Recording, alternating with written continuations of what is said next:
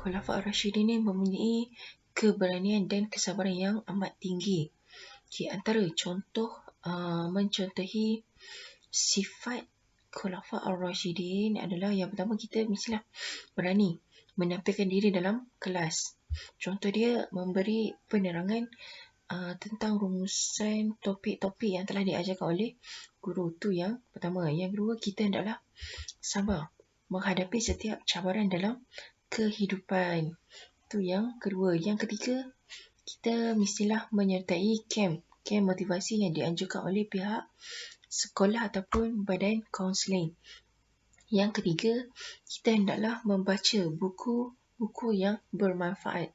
Itu adalah 4 contoh untuk mencontohi sifat Khulafa' Ar-Rasyidin. Khulafa' Ar-Rasyidin ni apa? Khulafa' Ar-Rasyidin ni adalah pemimpin selepas kewafatan Nabi Muhammad SAW. Kita ada 4 Khulafa' Ar-Rasyidin. Yang pertama adalah Sayyidina Abu Bakar As-Siddiq. Yang kedua adalah Sayyidina Umar bin Al-Khattab. Yang ketiga adalah Khalifah Uthman bin Affan. Yang keempat adalah Khalifah Ali bin Abu Talib. Itu adalah 4 khalifah-khalifah yang memimpin negara Islam selepas kewafatan Nabi Muhammad SAW. Khulafa' Ar-Rasyidin ni adalah merupakan gelaran yang diberikan oleh kepada 4 orang sahabat Rasulullah SAW yang disebut 4 orang tadi kan. Mereka ni memegang jawatan sebagai pemerintah kerajaan Islam selepas kewafatan Nabi Muhammad SAW. Pemerintahan mereka ni mengambil masa lebih kurang 29 tahun.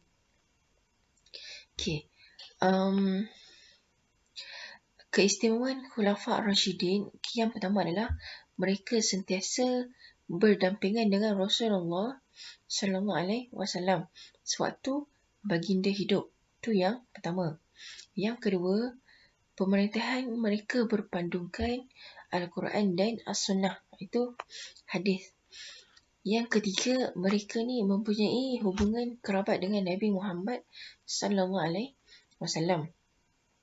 Keistimewaan mereka yang keempat adalah mereka mementingkan konsep syura, iaitu musyawarah ataupun mesyuarat yang diwarisi daripada Nabi Muhammad SAW.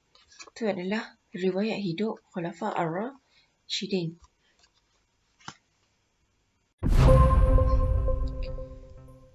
Abu Bakar As-Siddiq adalah khalifah pertama dalam selepas kewafatan Nabi Muhammad SAW. Nama penuh beliau adalah Abdullah bin Uthman bin Amir bin Amru bin Ka'ab bin Sa'id. Beliau dilahirkan di Makkah Al-Mukarramah.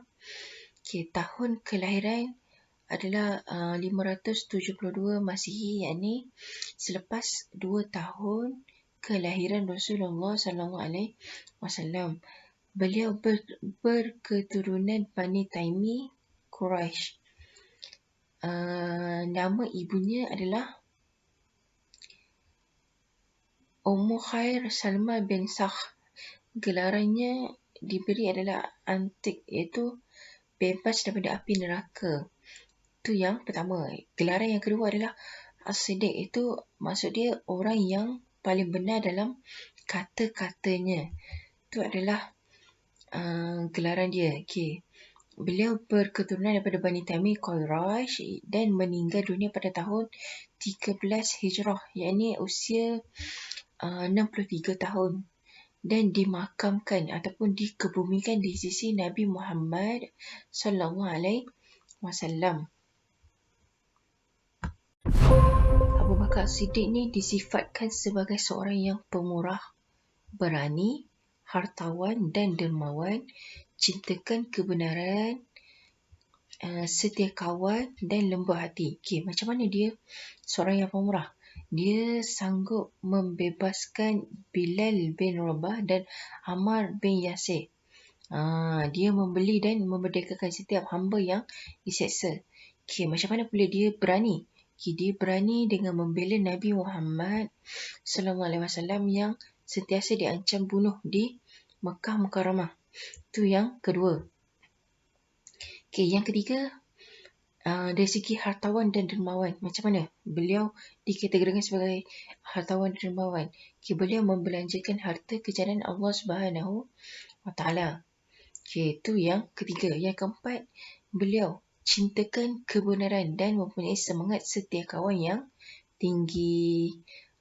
Yang seterusnya adalah lembut hati. Beliau menangis ketika membaca Al-Quran. Khalifah Abu Bakar mendapat pujian Rasulullah SAW dengan sabdanya, saya tidak tahu adakah masih ada orang yang melebihi Abu Bakar dari segi kemurahan hatinya.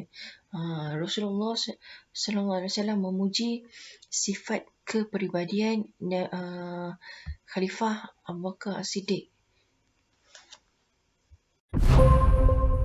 Terdapat dua sumbangan Sayyidina Khalifah Abu Bakar As-Siddiq dari segi politik dan agama. Dari segi politik, beliau memerangi kerajaan Rom Timur, yakni Byzantine, dengan menghantar pasukan Usamah bin Zaid ke sempadan negeri Syam dan meneruskan cita-cita Rasulullah SAW. Itu yang pertama. Yang kedua, dari segi agama, Khalifah Abu Bakar radhiyallahu anhu memerangi golongan yang enggan membayar zakat. Itu yang pertama. Yang kedua, memerangi golongan yang murtad. Yang ketiga, memerangi nabi palsu. Seterusnya, beliau membentuk pasukan tentera untuk berhadapan dengan kaum murtad yang memberontak ke serata pelosok tanah Arab. Itu yang kedua. Yang ketiga, banyak tentera Islam mati syahid termasuk para penghafaz Al-Quran selepas perang Yamamah. Zaid bin Sabit mengetahui usaha menghimpunkan Al-Quran atas nasihat Sayyidina Umar bin Al-Khattab. Ayat Quran dihimpunkan dari hafiz ayat Quran dihimpunkan dari hafazan para hafiz serta bahan tersebut tertulis pada batu, daun dan juga kulit haiwan. Salinan ayat yang dihimpunkan ini disimpan oleh 4 orang sahabat, itu pertama Khalifah Abu Bakar Siddiq sendiri, yang kedua Sayyidina Umar bin Al-Khattab, yang ketiga Sayyidina Uthman bin Affan, yang keempat Hafsah. Hafsah ni adalah isteri Rasulullah SAW. Itu adalah 4 sahabat yang mengumpulkan ayat-ayat Al-Quran.